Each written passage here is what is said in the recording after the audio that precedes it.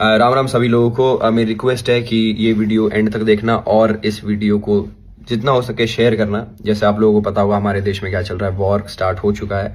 आप न्यूज़ देख रहे होगे कि जम्मू में अटैक हुआ, राजस्थान में अटैक हुआ, पठानकोट में अटैक हुआ और भी जितनी भी सिटीज़ हैं जहाँ पे मिसाइल्स, ड्रोन्स या फिर टेरर अटैक्स हो रहे हैं।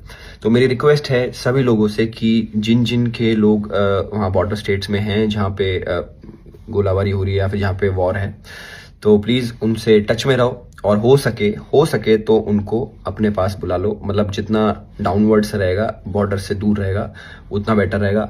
तो इस वीडियो को भाई शेयर करना और जो जो हमारी गवर्नमेंट एजेंसीज की गाइडलाइंस है कि अपने घर में रहो, मॉक ड्रिल्स हो रही हैं, जब भी लाइट जा रही है, जो कुछ भी हो रहा है, उन सभी चीज़ों को फॉलो करो और जितना हमसे हो पाएगा सपोर्ट करना उतना हम करेंगे। आप लोगों से जितना हो पाए लोगों की हेल्प करना। और guys take care, all the best, जय हिंद।